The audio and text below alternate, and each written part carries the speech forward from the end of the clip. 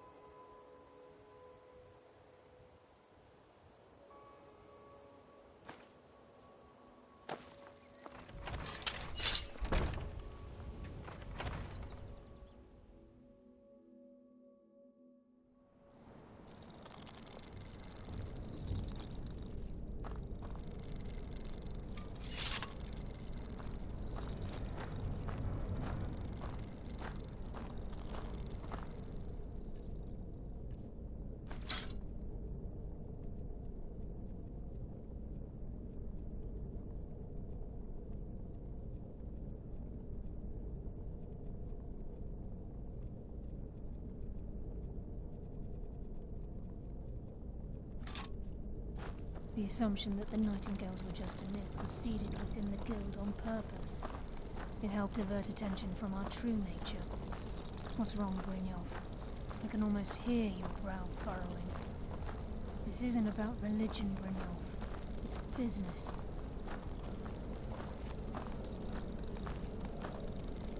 It's just ahead. Please, keep following. This is Nightingale Hall. You're the first of the uninitiated to set foot inside in over a century. Now, if you'll both proceed to the armory to don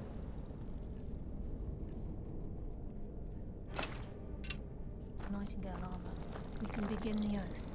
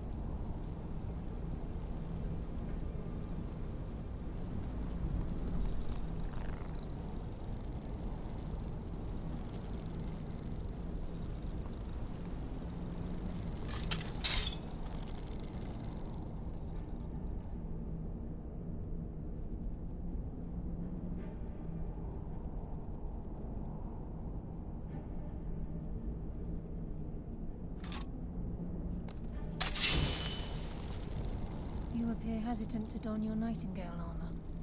What's troubling?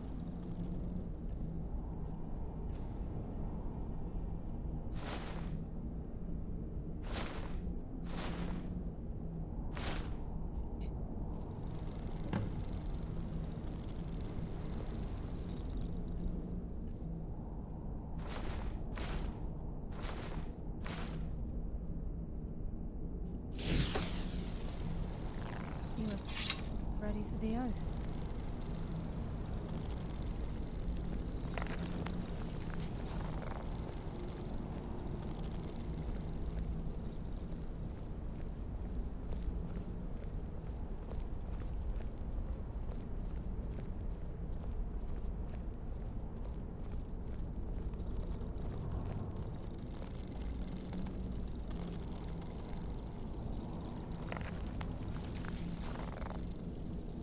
Beyond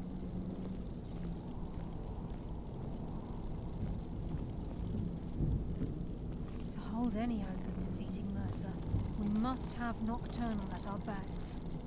If she's to accept you as one of her own, an arrangement must be struck.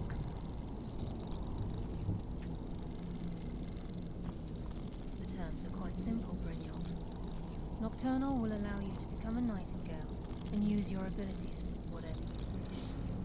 And in return, both in life and in death, you must serve as a guardian of the Twilight Sepulchre.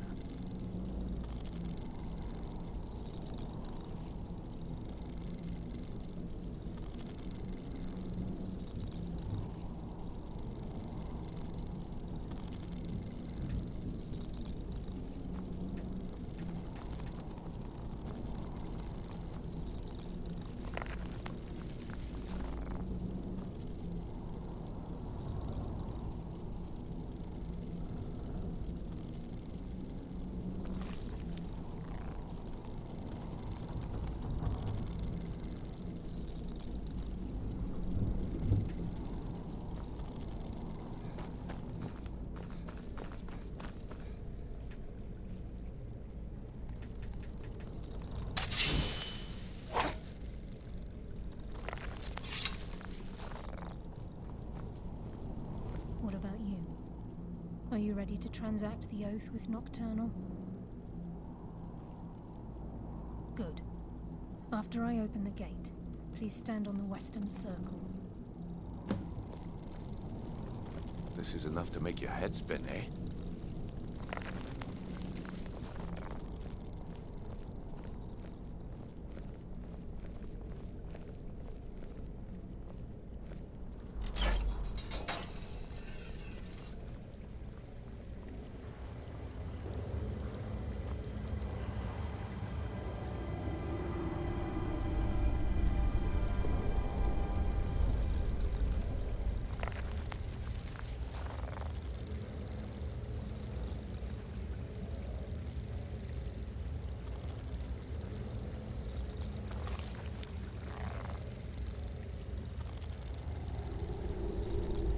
Call upon you, Lady Nocturnal, Queen of Murk, and Empress of Shadow. Hear my voice. Ah, Carlia. I was wondering when I'd hear from you again. Lose something, did we? My lady, I've come before you to throw myself upon your mercy, and to accept responsibility for my failure. You're already mine, Carlia. Your terms were struck long ago. What could you possibly offer me now? I have two others that wish to transact the oath, to serve you both in life and in death. You surprised me, Carlia. This offer is definitely weighted in my favor. My appetite for Mercer's demise exceeds my craving for wealth, Your Grace. Revenge. How interesting. Very well. The conditions are acceptable. You may proceed. Lady Nocturnal, we accept your terms. We dedicate ourselves to you as both your avengers and your sentinels. We will honor our agreement in this life and the next until your conditions have been met. Very well. I name your initiates Nightingale, and I restore your status to the same, Carlisle. And in the future, I'd suggest you refrain from disappointing me again.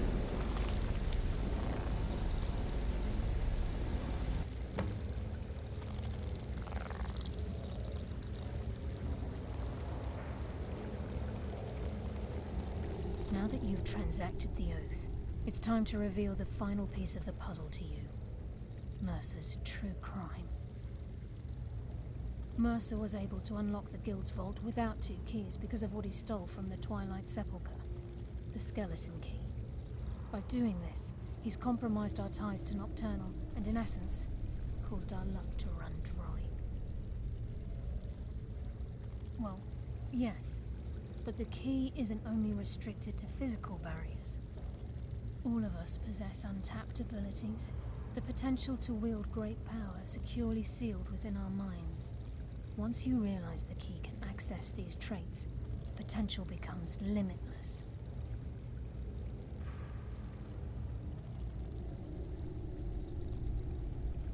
Although it would benefit the guild more than you can imagine, in the end it would do more harm than good. If the key isn't returned to its lock in the Twilight Sepulchre, things will never be the same for the guild. As time passed, our luck would diminish to the point of non-existence, and whether you know it or not, our uncanny luck defines our trade.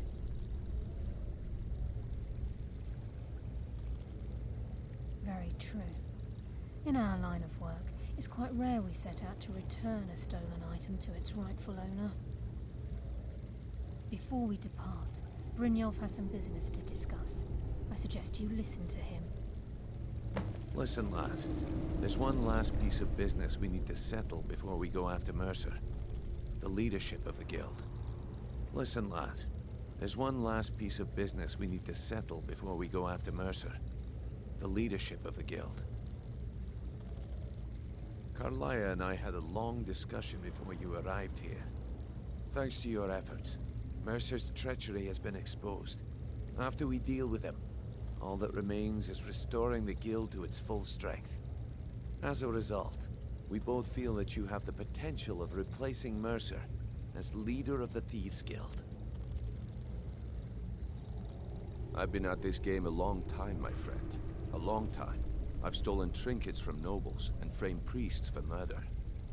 I'm good at what I do, maybe even one of the best, but it's all I know. I've never been one to lead. Never desired it, never cared for it. Don't want it.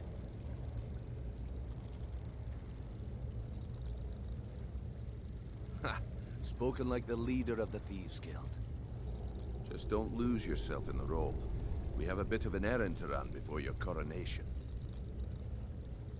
Then it's decided. When this is all over and Delvin's contacts assure me that we've regained our footing in Skyrim, we'll handle the details. Until then, we have quite the task ahead.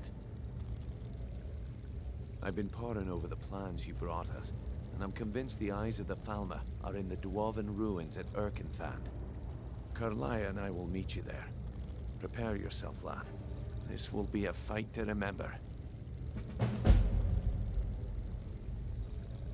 Aye, and some of what Carlia said is starting to make sense. Mercer may have damaged our reputation and raided our coffers. This goes well beyond even his twisted form of larceny. Old Delvin kept calling it a curse, and we all laughed at him. Looks like the joke's on us. If you would have asked me that yesterday, I'd have said no, but now I think our chances have improved. Look, call me crazy if you like, but I trust Carlia. I don't think she'd lead us down a suicidal path. Besides, I'd rather die with some of Mercer's blood on my blade than spend the rest of my life regretting that I ran the other way. Until next we meet, lad.